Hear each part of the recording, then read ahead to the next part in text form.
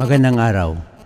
Ang ating pagniniyay ngayon ay tungkol sa isang napakahalagang tanong na maaaring itinatanong natin sa ating mga sarili, lalo na sa mga panahon ng pagsubok.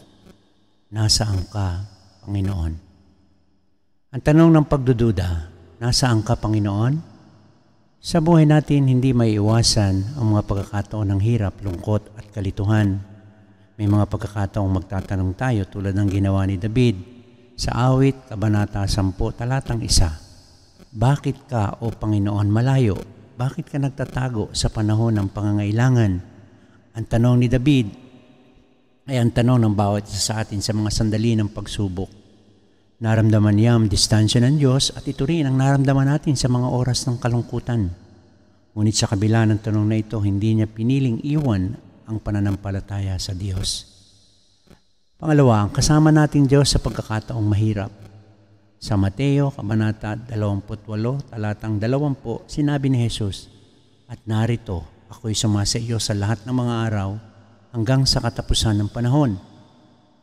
Ang Diyos ay hindi nalalayo sa atin. Bagamat may mga oras sa parang hindi natin siya maramdaman, nariyan siya kasama natin sa bawat takbang.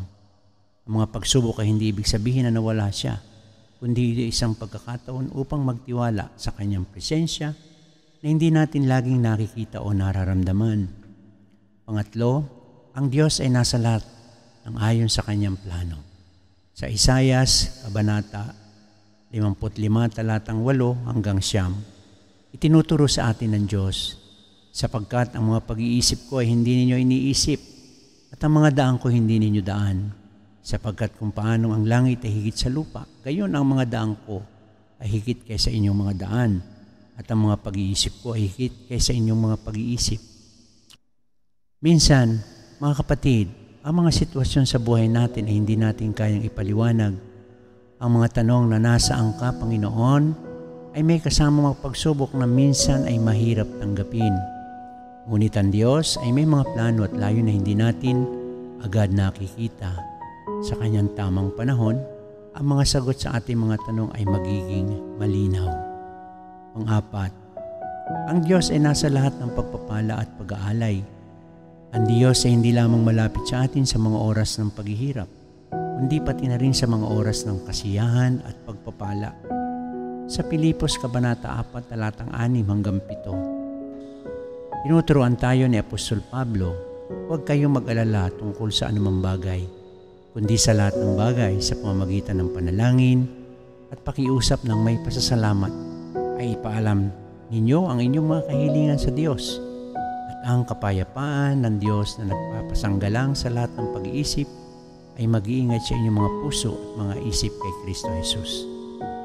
Hindi lang siya naroon sa ating mga paghihirap, kundi siya ay patuloy na nagpapalakas sa atin sa bawat yugto ng ating buhay.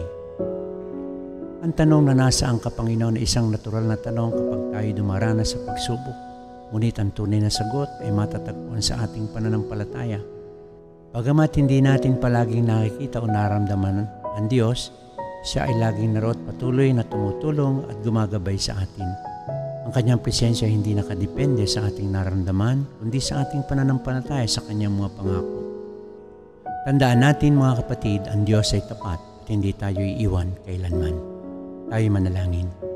Panginoon, maraming salamat po sa iyong walang sawang presensya sa aming buhay. Sa mga oras ng pagsubok, maraming beses naming tinatanong, nasaan ka, Panginoon? Ngunit sa kabila ng lahat ng ito, nagpapasalamat kami dahil alam namin na ang iyong presensya ay laging naroroon.